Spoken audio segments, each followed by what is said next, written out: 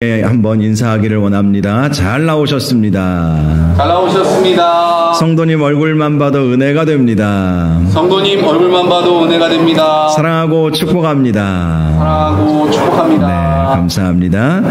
이 시간 우리에게 말씀 전해주실 우리 목사님 잠시 소개하겠습니다.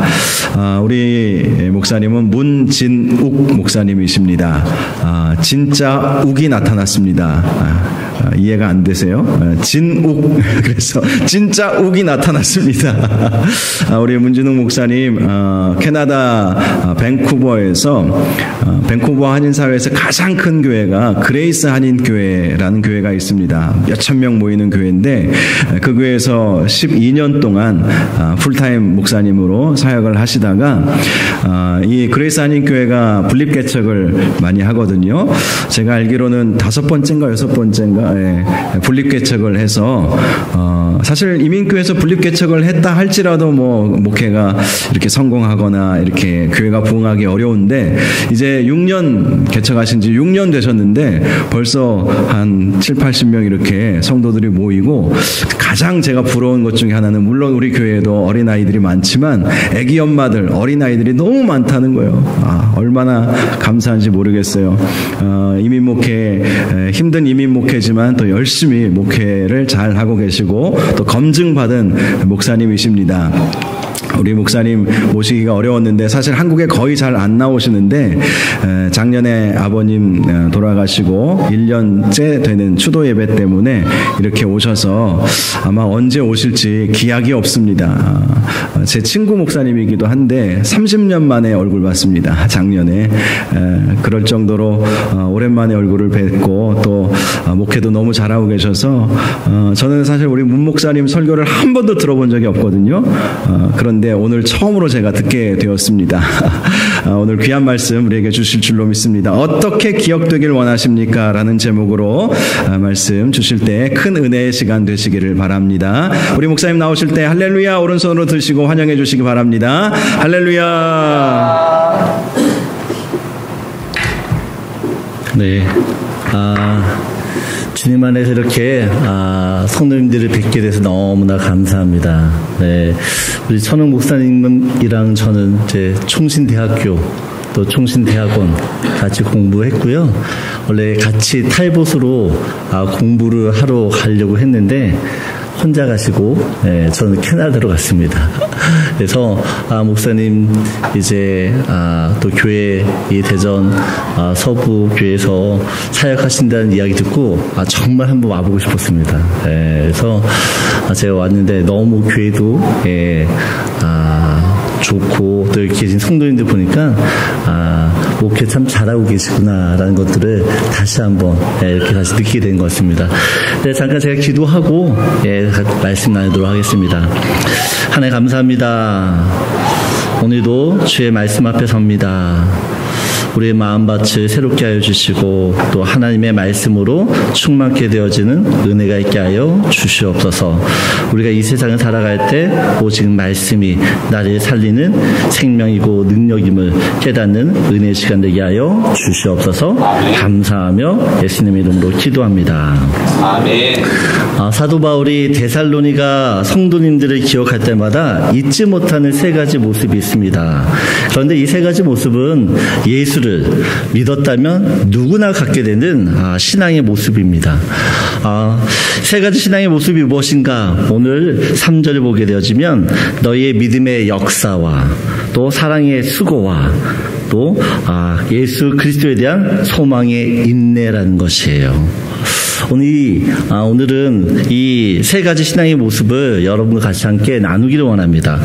2절 보면 너희 믿음의 역사라고 하면 믿음의 역사.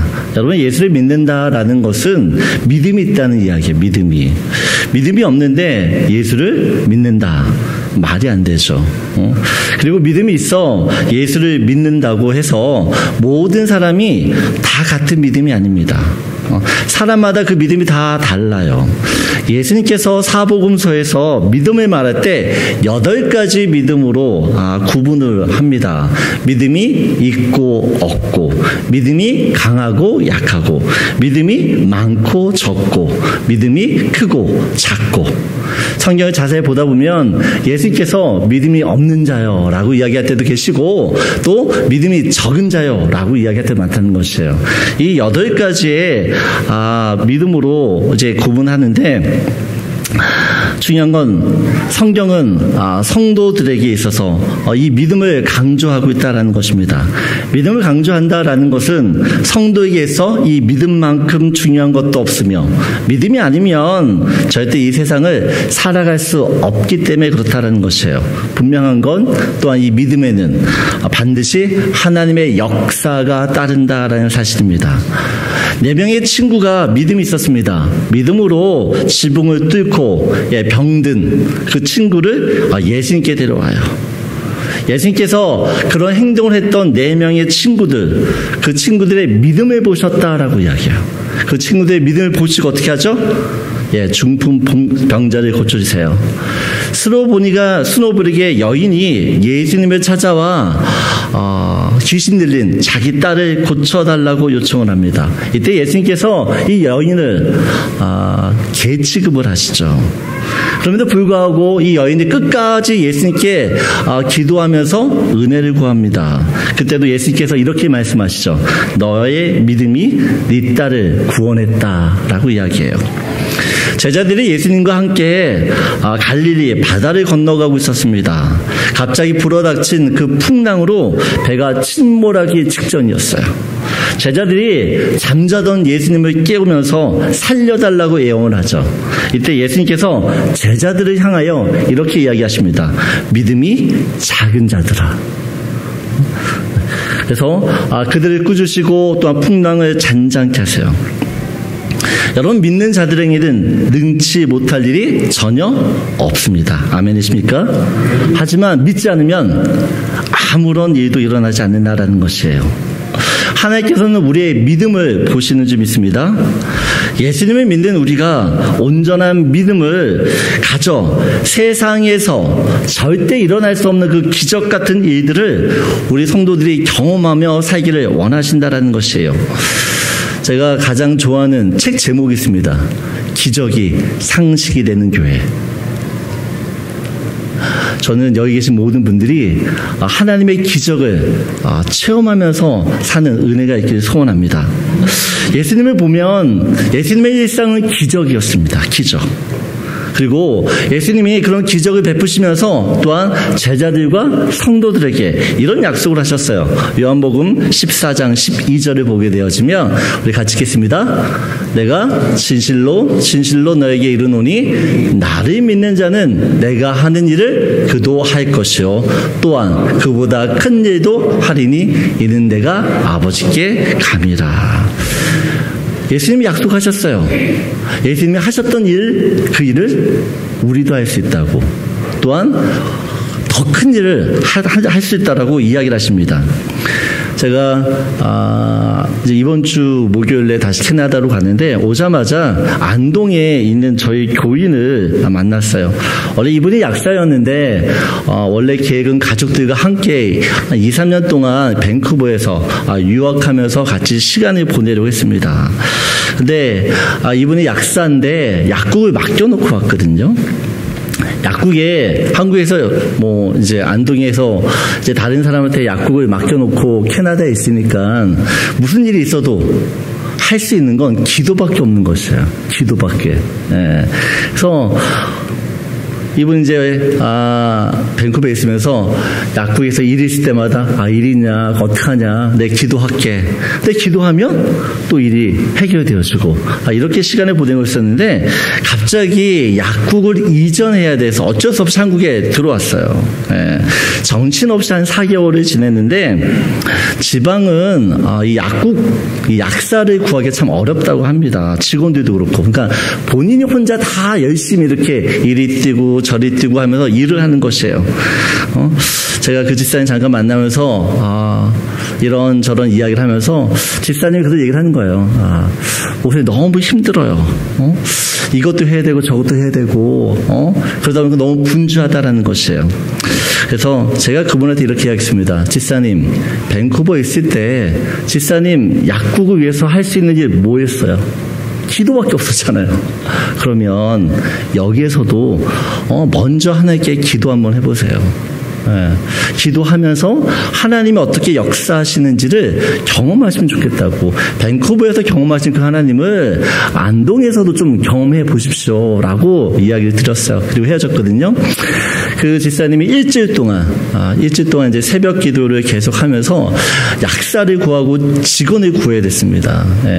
그런데 정말 일주일 동안 새벽 기도하면서 열심히 부르짖었더니 정말로 기도대로 약사와 직원이 구해졌습니다.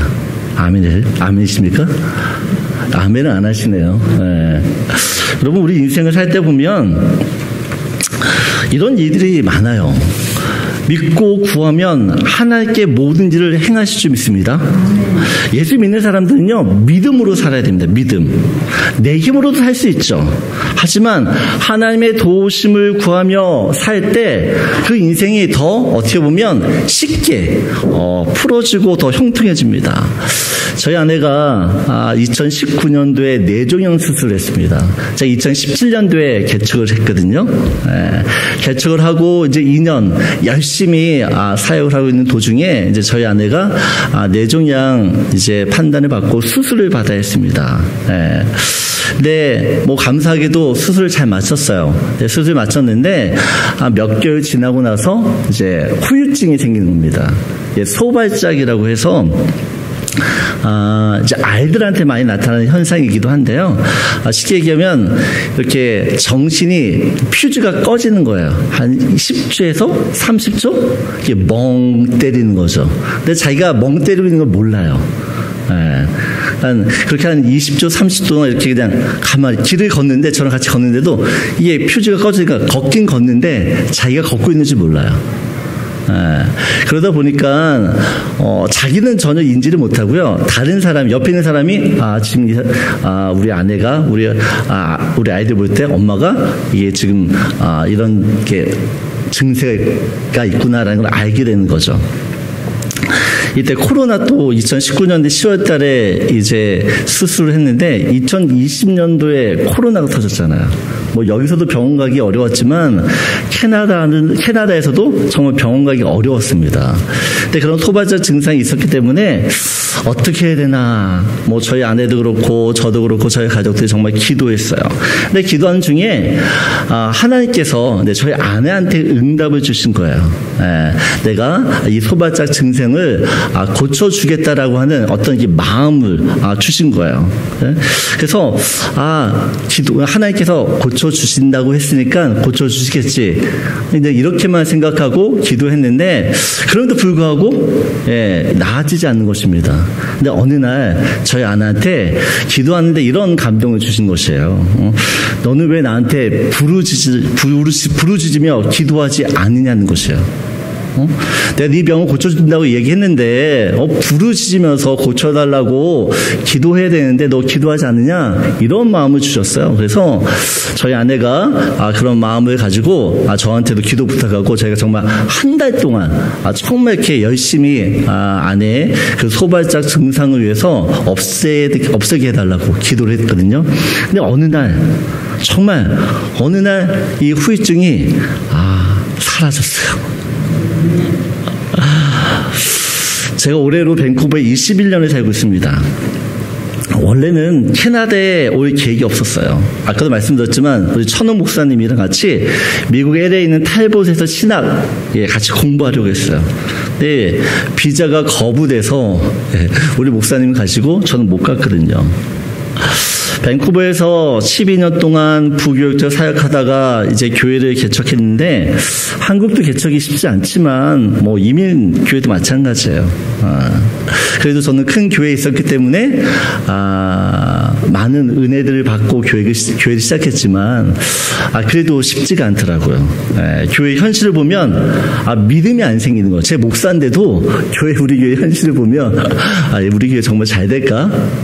믿음이 안 생겨요. 그럴 때마다 정말 하나님을 바라보게 되는 상황이 됩니다. 하나님이 주셨던 그 교회의 꿈, 교회의 비전, 그리고 하나님께서 하실 일들, 그것들 계속 바라보게 돼요.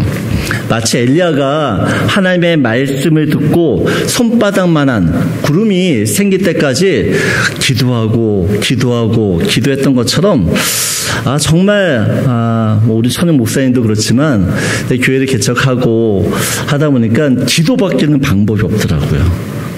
근데 감사하게도 이 코로나 기간을 지나면서 저희 교회는 더 성장을 했어요. 많은 교회들이 교회가 어렵다라고 되어진 그 시점에 저희는 코로나 시점을 통해서 교회들이 더 믿음 안에서 더 든든히 섰고, 또 그래서 어떻게 보면 지금 그래도 이제 어떤 면에서는 교회가 좀 틀을 잡고 자리를 잡고 있는 시간이에요. 저는 여기 계신 모든 분들이 하나님을 믿기 때문에 하나님의 살아계심을 경험하는 은혜가 있기를 소원합니다. 주님의 일하심을 보는 믿음이 있기를 원해요. 여러분, 믿으면 하나님의 역사는 반드시 일어날 줄 믿습니다. 기적이 상식이 되는 그 믿음의 삶을 사는 저와 여러분들에게 소원해요. 저희 교회에 주제 말씀이 있습니다. 제가 개척할 때 저희 담임 목사님이 주셨던 말씀이에요. 누가복음 18장 27절 말씀인데 우리 한번 같이 읽을까요? 이르시되 무릇 사람이 할 수 없는 것을 하나님은 하실 수 있느니라. 여러분, 사람이 할 수 없는 것을 하나님이 하십니다.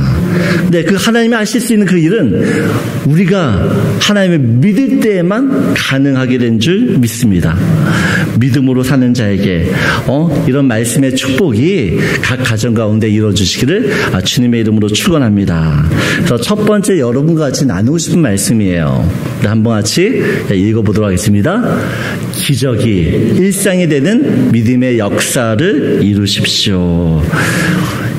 하나님을 믿을 때 우리 일상 가운데 정말 기적이 날마다 일어나게 될 줄 믿습니다. 오늘 3절을 보게 되어지면 세 가지 모습, 너희의 믿음의 역사와 사랑의 수고라고 이야기합니다.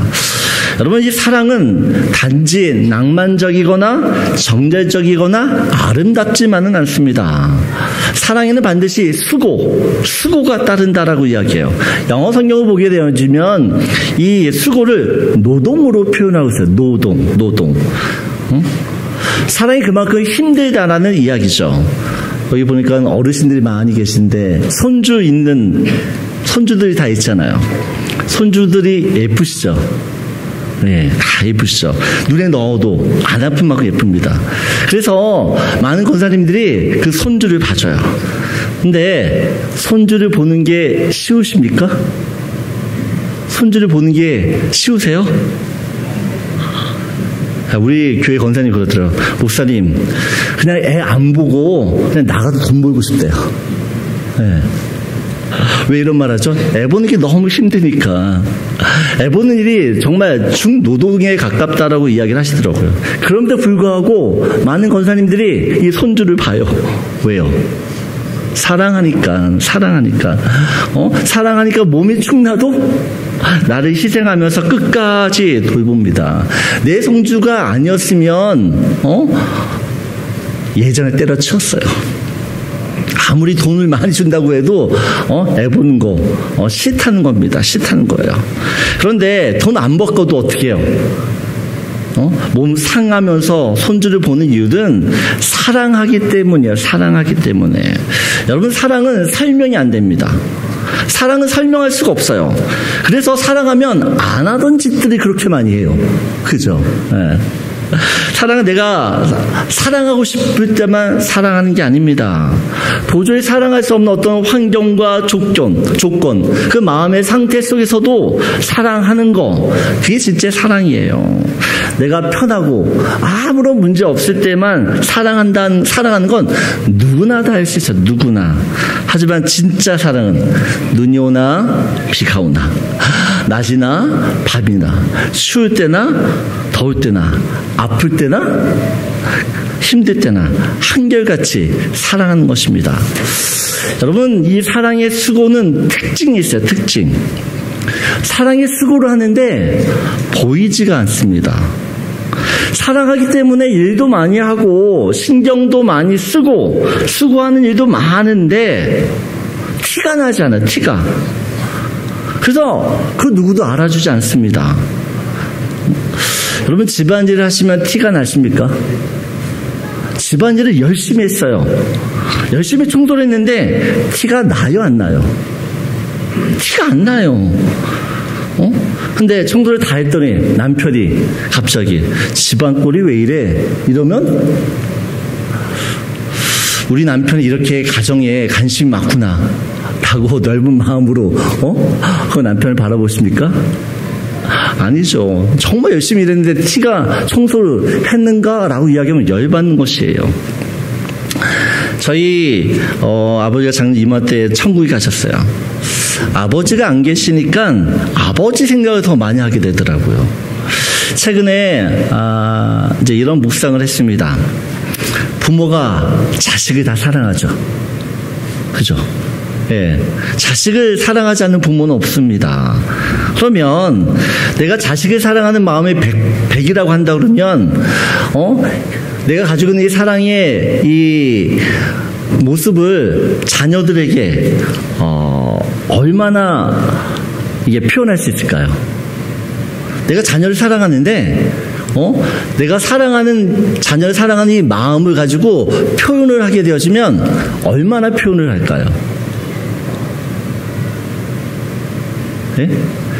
내가 100으로 내 자녀를 사랑하는 숫자가 100이라고 생각되어지면 그럼 여러분 그 자녀들을 사랑한다라고 표현을 100% 다 하나요? 어떠세요? 내가 자녀를 100만큼 사랑한다. 그런데 자녀를 100만큼 사랑한 이게 표현으로 100만큼 다 표현하시나요? 그럼 얼마큼 표현하세요? 어느 정도? 네? 40%? 40% 하세요? 20%요? 진짜 내가 자식을 사랑하는데 그 표현을 잘 못해요. 진짜 많이 해봤자 30-40%예요. 진짜로. 근데 보세요. 자녀들이 부모가 자기를 사랑한다는 거 알아요, 몰라요? 그죠? 자녀들도 부모가 나를 사랑한다는 걸 알아요. 그러면 피부적으로 부모가 나를 사랑한다는 걸 몇 프로나 이해할까요? 부모의 사랑을 자식은 몇 프로나 이해할까요? 몇 프로 이해할까요? 제가 볼 때 10%도 이해 못할 것 같아요. 보세요. 부모가 자녀를 사랑해요. 근데 자녀를 사랑하지만 그 표현은 20-30밖에 못해요. 자식들이 부모가 나를 사랑한다는 걸 알아요. 근데 그 사랑을 얼마만큼 느껴요? 10%, 20%밖에 못 돼요. 그러면 부모의 사랑이 100이면요. 자식이 느끼는 사랑은요. 10도 안 돼요. 10도 안 돼요.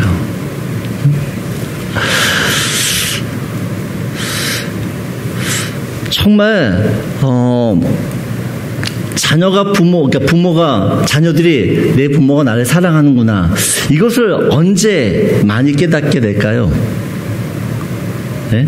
자녀들이 부모의 사랑을 언제 많이 깨달아요? 네? 결혼하면서, 애 키우면서,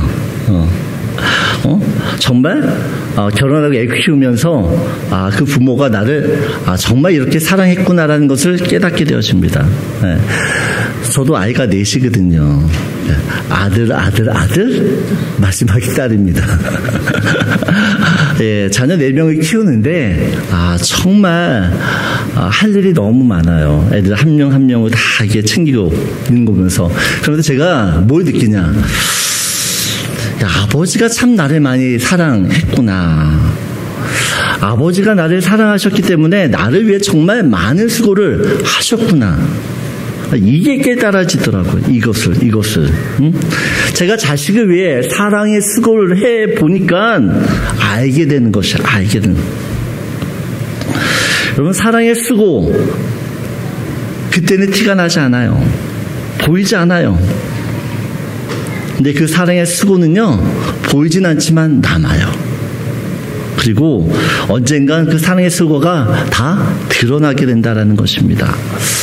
믿음이 좋아진다, 성숙한다라는 것은 예수님께서 나에게 하셨던 그 사랑의 수고를 더 많이 이해하고 깨닫게 된다라는 것이에요.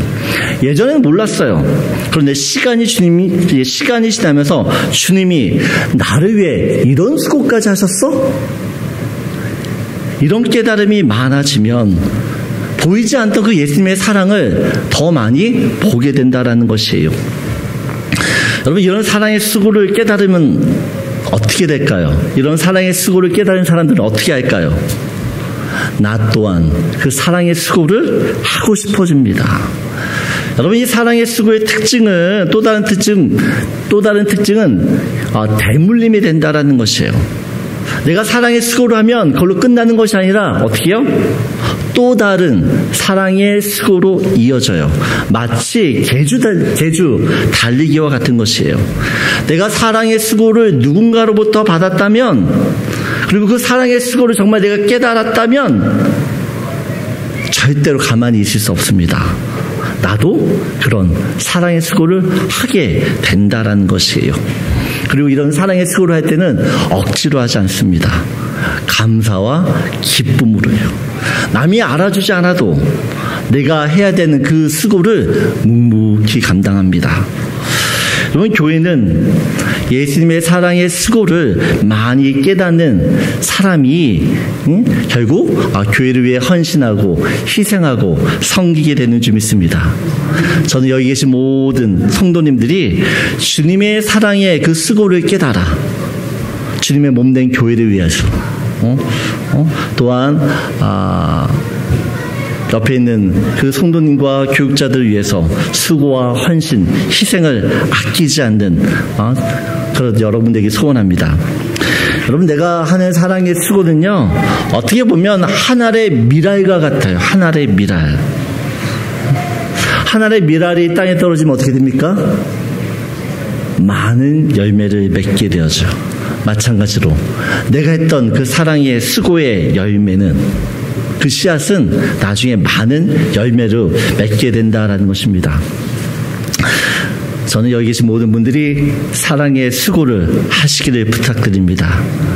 내가 사랑의 수고를 해야지만 내 자녀가 그 열매를 따 먹을 수가 있어요. 내가 주님을 위하여, 교회를 위하여, 성도를 위하여, 목사를 위해 사랑의 수고를 할 때 그에 따른 열매가 맺혀지는 것이에요. 뿐만 아니라 내가 했던 그 사랑의 수고를 어떻게 해요? 내 자녀들이 봅니다. 다른 사람들이 보는 것이에요. 그 사랑의 수고를 보게 된 사람은 가만히 있는 것이 아니라 그 받은 사랑만큼 수고하게 된다라는 것이에요. 저는 여기 계신 모든 분들이 예수님의 사랑의 수고를 알고 그 사랑의 수고를 주변에 있는 사람, 가족들에게 또 세상 사람들에게 실천하며 살기를 주님의 이름으로 축원합니다. 두 번째 같이 나누고 싶은 말씀이에요. 우리 같이 읽겠습니다. 한 알의 미랄이 되는 사랑의 수고로 많은 열매를 맺으십시오. 제가 가끔 이런 이야기를 저희 어머님으로부터 듣습니다. 야, 내가 너를 위해서 기도하는데 기도의 열매는 네가 따먹고 사네? 이런 말씀하시더라고요. 저희 어머니가 제가 목회자니까 또 캐나다에 있으니까 이제 저희 어머니가 새벽 기도하고 열심히 기도하시잖아요. 근데 제가 정말 그 기도의 열매를 삶 속에서 따먹는 것을 많이 경험하게 되었습니다. 저는 여기 계신 모든 분들이 정말 이 사랑의 수고, 그 사랑의 수고는 기도도 포함된다는 생각입니다. 기도를 통해서 기도할 때마다 그 기도가 자녀들에게 이어진다라는 것들을 기억하셨으면 좋겠어요. 저는 저희 어머니가 저를 위해 기도해서 제 목회나 제 삶이 어떤 면에서는 많은 열매들이 맺혀지는 것을 보기 때문에 또 그걸 알기 때문에 저도 저희 자녀들을 위해 기도합니다. 왜요? 내가 기도하지 않으면 우리 자녀들은 따먹을 영적 열매가 없는 것이에요. 저는 여기 계신 모든 분들이 자녀들을 위하여 정말 열심히 사랑의 수고, 그 기도를 하셨으면 좋겠고, 또한 그 기도를 따먹은 자녀들이 그 손주 세대, 자녀 세대를 위하여 또 기도하는, 그래서 계속 이 하나님의 영적인 축복들이 이어질 수 있는 은혜가 있기를 다시 한번 주님의 이름으로 축원합니다. 오늘 3절을 보게 되어지면 마지막 이렇게 이야기하죠. 너의 믿음의 역사, 사랑의 수고와 우리 주 예수 그리스도에 대한 소망의 인내라고 이야기합니다. 세 번째, 믿는 사람들에게 이제 어떻게 나타나는 신앙의 모습은 소망의 인내라는 것입니다. 소망의 인내. 데살로니가는 사도 바울이 한 달 정도 머물면서 복음을 전했어요. 근데 너무 복음을 전하는데 사람들이 핍박이 심해서요. 결국 한 달도 못해 쫓겨났어요. 사도 바울도 견디지 못하는 핍박이었습니다. 그렇다면 그 데살로니가에 남아있는 성도들은 어떨까요? 오늘 6절을 보게 되어지면 같이 읽겠습니다. 또 너희는 많은 환난 가운데서 성령의 기쁨으로 말씀을 받아 우리의 주를 본받은 자가 되었으니. 보면 뭐라고 이야기하죠? 너희가 많은 환난 가운데라고 이야기합니다. 데살로니가 성도들도 예수를 믿는다는 이유 때문에 엄청난 핍박, 엄청난 환난을 공격을 받게 되었죠. 신앙생활하기가 쉽지 않다라는 것이죠. 하지만 그들이 그런 환난 가운데서 끝까지 믿음을 저버리지 않는 이유가 무엇입니까? 소망 때문이라는 것. 소망. 어떤 소망이요? 예수 그리스도에 대한 소망, 부활의 소망, 하나님 나라 천국에 대한 소망 때문인지 믿습니다. 여러분, 소망은 굉장한 힘과 능력이라는 것이에요. 군에 있는 군인들, 군대에 다 가보셨지만 군대 가면 군대 들어가는 순간 무엇을 소망하죠? 남자분들? 네? 제대. 그날만 기다립니다. 들어가는 그날부터 제대하는 그날이 나의 소망의 날이에요. 네? 이제 몇 개월이면 제대다. 그러면서 그 힘든 훈련들을 다 참고 인내하시는 거죠. 임산부들이 감기가 걸려도 약을 먹지 않아요. 그죠? 네. 음식 먹는 거 엄청 조심합니다. 왜 그렇죠? 이제 곧 태어날 그 악에 대한 소망을 갖기 때문에 아파도 생으로 그냥 견디는 거죠. 먹는 거 먹고 싶어도 아기 때문에 건강한 음식을 찾는다라는 것이에요. 사람들이 장사를 하잖아요. 힘들어도 무엇을 소망하죠? 이 장사를 하면서 돈을 벌 그 소망 때문에 힘들어도 참고 견디는 것이에요. 그런데 문제는 이 세상의 소망은 유통기한이 있다는 겁니다. 유통기한. 그래서 소망의 유통기한이 끝나면 또 다른 소망을 찾아다녀요. 소망을 갈아타야 됩니다. 다른 소망으로. 그런데 소망인 줄 알았던 비트코인이, 주식이, 아파트가, 자녀들이 절망으로 한순간에 바뀌는 경우를 봐요. 믿고 의지했던 가족, 친척, 친구, 그들로부터 배신을 당합니다. 여러분, 이 세상의 소망은 안정적이지도 않고요. 또한 그렇다고 절대적이지도 않아요. 유동성이 정말 강합니다. 유동성이 강하기 때문에 늘 불안하죠. 그렇게 세상 사람은 평안이 없습니다. 하지만 예수께 소망을 두는 사람은 어떤가요? 환난과 핍박 중에도 두려움과 불안이 아닌 이 평안함, 안정감을 누린다라는 것이에요. 세상의 소망은 시시때때로 변합니다. 하지만 하나님은 결코 변하지 않으세요. 한결같으세요. 또한 그 한결같은 그 주님이 우리를 실망시키지 않아요. 하나님이 영원하신 하나님이십니다. 그 영원하신 하나님이 영원토록 우리를 어떻게 해요? 실망시키지 않으시며 우리의 소망이 되신다라는 것이에요. 그래서 예수를 믿는 사람은 절대 절망하거나 낙심하지 않습니다. 며칠 전에 저희 이제 지난주 수요일에 저희 이제 아버지가 돌아가서 일주기에 추도 예배를 가족들과 함께 같이 예배드렸어요. 진짜 아버지 생각을 많이 하게 됩니다. 그래서 정말 이렇게 아버지가 없다는 게 참 슬프다. 보고 싶다. 이런 생각이 많이 드는데 그러면서도 천국에서 다시 아버지를 볼 생각을 하기 때문에 이것을 참고 인내할 수 있는 것이에요. 제가 아버지를 천국에 보내고 나니까 천국이 더 가까워졌습니다. 빨리 가고 싶은 곳이 됐어요. 빨리 가서 아버지랑 같이 하나님을 찬양하고 싶다. 이런 마음이 듭니다. 여러분, 세상을 살면서 힘든 일이 참 많아요.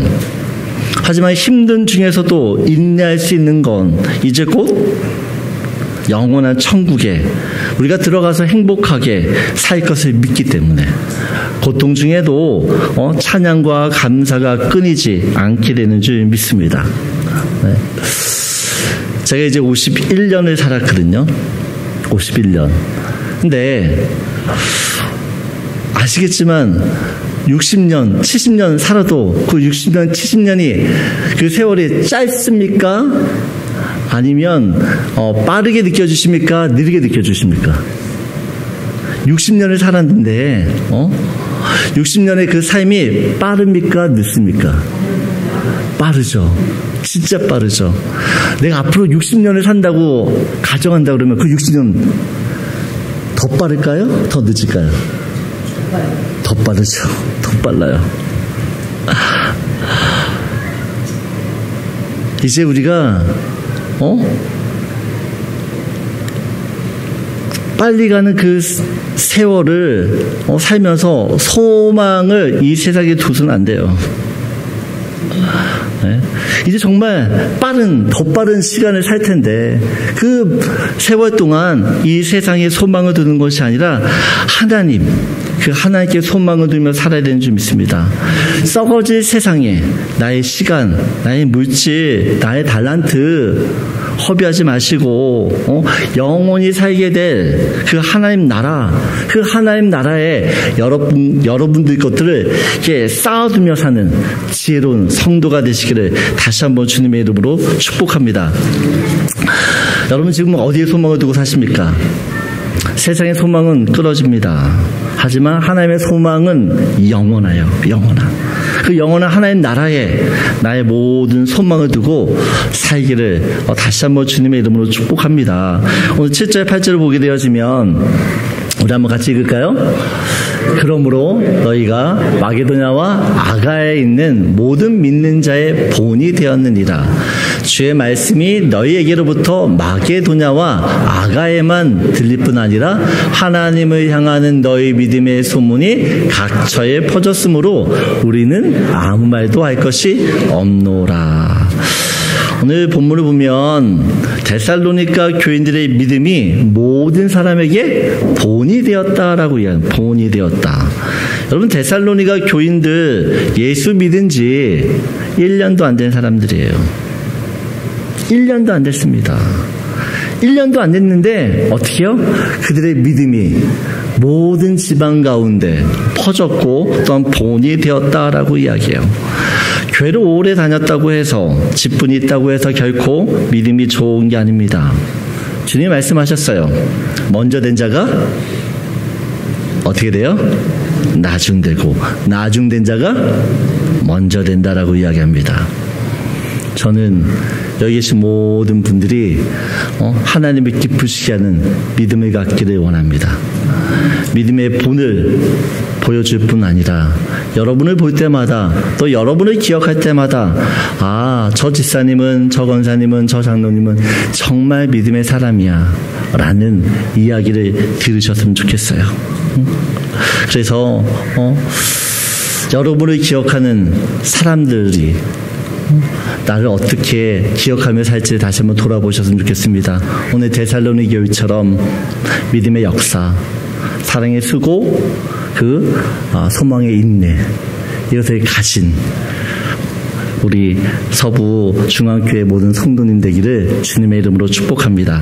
그래서 마지막으로 같이 나누고 싶은 말씀이에요. 우리 한번 같이 읽겠습니다. 세상을 이기며 인내케 하는 예수님을 진정한 소망으로 사십시오. 예수님만이 우리의 영원한 소망이 되신 줄 믿습니다.